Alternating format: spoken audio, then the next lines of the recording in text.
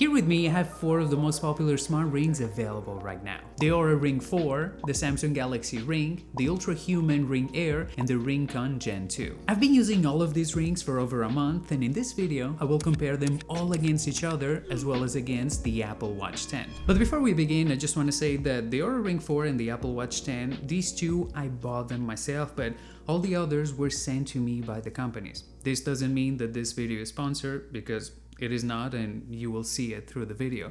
But, I just wanted to mention this because for me, it's important that you know that my main objective with this video is to help you make the right decision. So let's start by talking about its design, and there are clear differences between all of them, not just in their construction, but also in their color, shape, thickness, or external features. But one thing that I want to mention right off the bat is that all of these are very comfortable. And that's the main reason why I stopped wearing a watch, since for sleeping, for example, wearing a ring is way better. Even so, there's small differences between them that made me prefer some over the others. For starters, you can see how the thickness is very different across all of them. And while the RingConn and UltraHuman rings don't have any external elements, the Galaxy Ring and Oura Ring 4 have these protrusions that help keep the ring in place. This is important because the sensors can measure better when they're below the finger instead of on top. And if you look closely, the Galaxy Ring has its sensors in the same position as this indicator, and the same goes for the Oura Ring 4. The RingConn doesn't have this, but thanks to its internal design, it's very easy to figure it out how to wear it. With the UltraHuman, you can also see that it's no longer circular over here, but it's not as easy to identify the right position. If I had to pick one based on design, I would go with the Oura Ring, simply because it's thicker and has this indicator underneath. Something important you should also consider is that over time, many of these rings will get scratched and lose their color. Since they're in your hands, for example, and if you grab a metal bar, well, you're likely to scratch them. That's exactly what happened to me with the first RingConn, and the same is happening with the Samsung Ring. So silver colored rings will hide a little bit better these scratches. There's also no need to mention that all of these brands will send you a kit, so you can choose the perfect size for your ring as well as select the colors you prefer. But let's move on to something more important, like the battery life of each ring. This is another reason why I prefer a smart ring instead of a watch, because they last much longer since they don't have a screen. With RingConn and Samsung, we even get 2 charging cases that work as power banks. Meanwhile, the other two, well, they're just simple chargers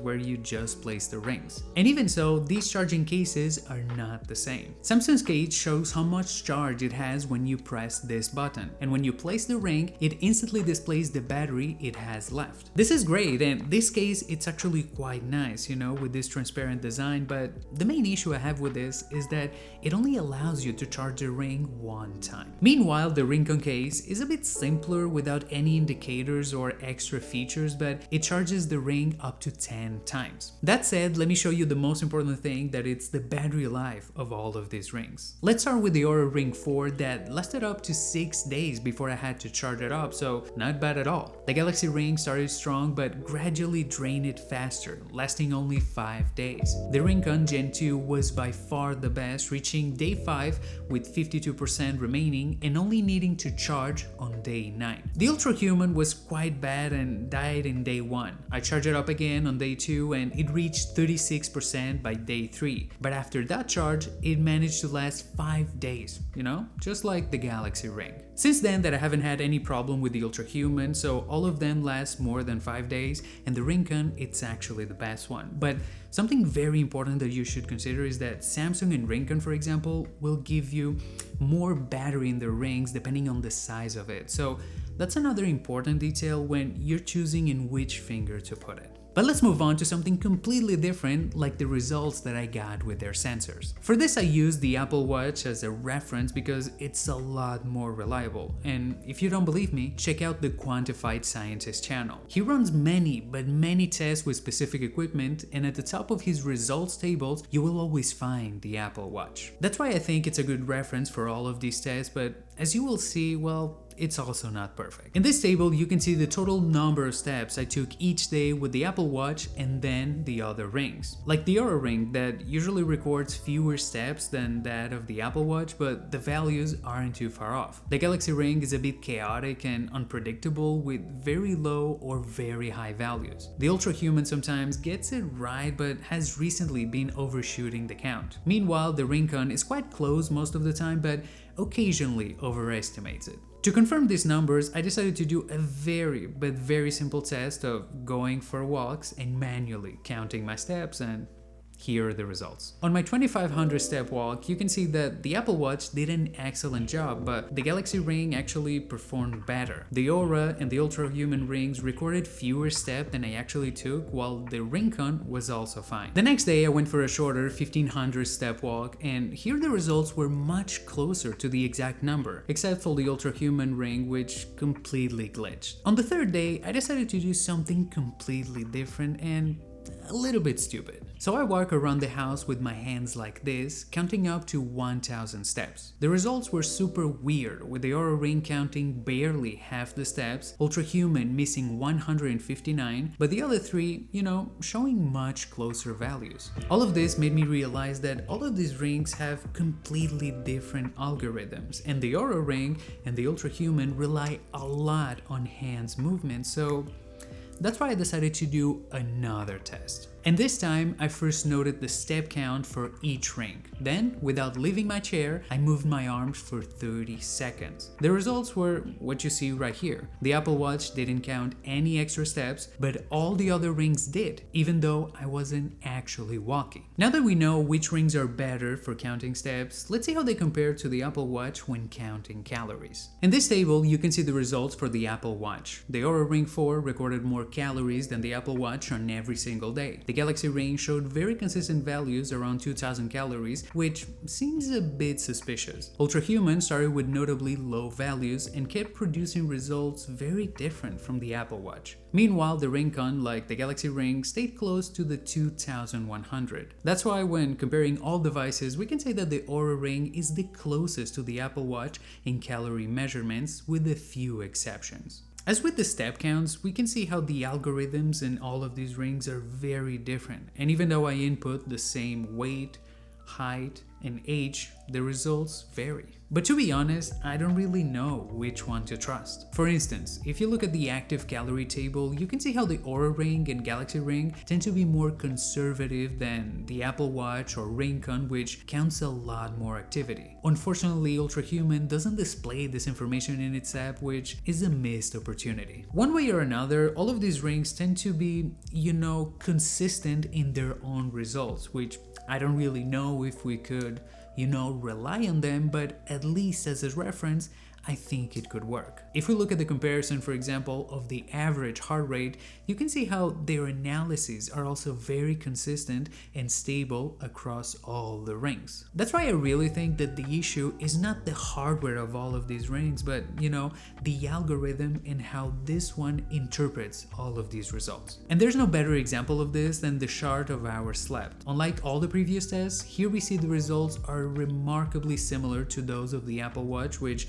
is excellent news. But when analyzing all the sleep types, we can see greater differences. For example, all the rings tend to report that I was awake much longer than I actually was. Additionally, the Galaxy Ring completely missed the mark on January 1, as I did woke up about 30 minutes that day. If I show you the table of each ring and even from the Apple Watch, you will see how they indicate that I woke up a lot during the night for 5 to 10 minutes, but that's not true. What actually happens is that I tend to move around quite a bit in bed. When it comes to REM sleep, this is where I found the biggest discrepancies compared to the Apple Watch across all rings. However, if you look closely, the Oura Ring's values are usually the closest amongst the four. For light sleep, the results on the first day are very similar across all devices, while on subsequent days, the Galaxy Ring shows measurements that are the closest to those of the Apple Watch. And finally, with deep sleep, we once again see significant discrepancies among all devices. While there are some days, with similarities, the results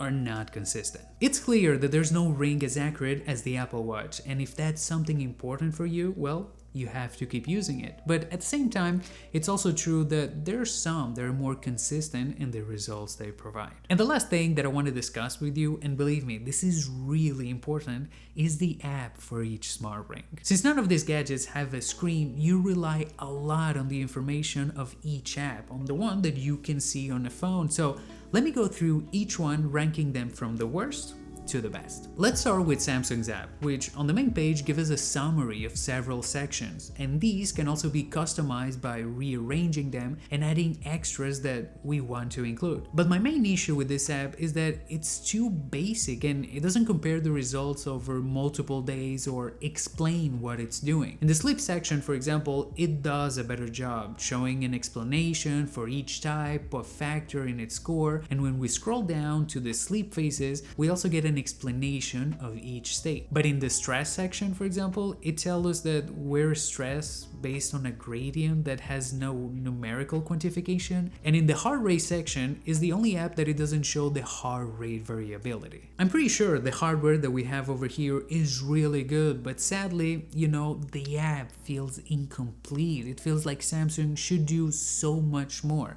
And I know it's free, it doesn't have a subscription, but it also only works for Android phones. You can't install this app on an iPhone, so that also, reduces a lot the number of users that can actually try it. The next one I would like to show you is UltraHuman's app, which is definitely much better. In each of its sections, it provides much more complete, quantifiable, and comparable information. In many cases, it also explains the importance of each menu and why you should consider it. It also detects exercise automatically, plus it has a tab on the app with workouts that you can follow and audio tracks to listen to. What I don't like is that when you navigate to certain sections, it feels like they're trying to sell you more thing, and the same goes for the settings. But other than that, yeah, it's a pretty simple app that works for Android and iOS, so it's much better than Samsung's. The second best I will say is RingConn's app, which ends up being a mix of the previous ones. Like Samsung, its main screen is simple and to the point, but in each section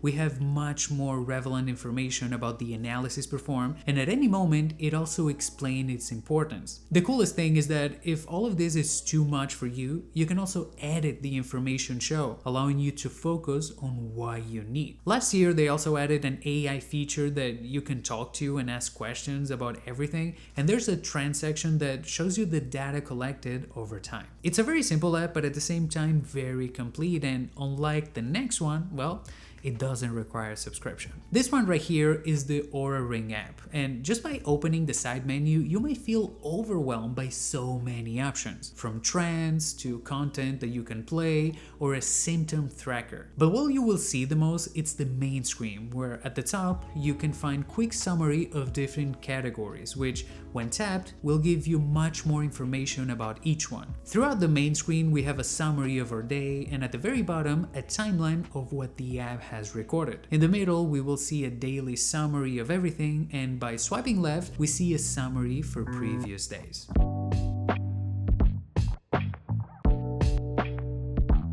All that said, if you're buying a smart ring, it's probably not because of the reliability of data. For that, well, with an Apple Watch, you're better served, but at the same time, these smart rings are very comfortable, their battery life lasts much longer, and they will also cause fewer distractions. And among all of these rings, well, I do have some winners. The design I like the most is the Oura Ring 4, although honestly, I could use any of them. The best battery by far goes for the RingConn Gen 2. For step counting or exercise in general, they all have issues, so it's quite hard to recommend any. But for sleep tracking, I think the Oura is the closest one to the Apple Watch. And the best app is also from Oura, but you should also consider that it requires a subscription. With all of this said, I would say the Oura Ring is probably the best ring you can get, but at the same time, you have to consider that the RingConn Gen 2 is the cheapest of them all and doesn't require a subscription. And if you have all of this in consideration, well,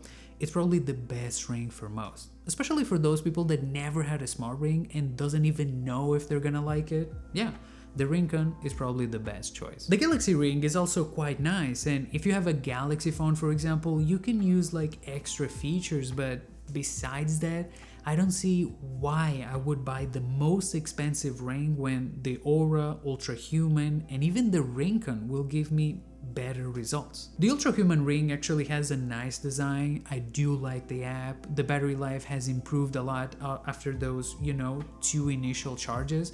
But besides that, I don't see a reason why I would prefer it instead of the Oura Ring, or why I would buy it having the RingConn for a lower price. It's kind of in between, so I don't really know who's the target for this ring. Well, it does have a big community here in the United States, for example. If you go to their subreddit, it's very active, and if that's something that you appreciate, well, it may be a reason to buy it. If not, I would go for the Oura or the RingConn. But anyway, that's just my opinion, and thank you so much for watching it till the end. This is like one of my longest videos I've done on my Spanish channel and in the English channel. I'm almost with no voice so far. I've been recording for 1 hour and 5 minutes. So yeah, I really appreciate if you have reached this far. And if you do so, just leave a comment so I know. I'll see you in the next one. Ciao, ciao.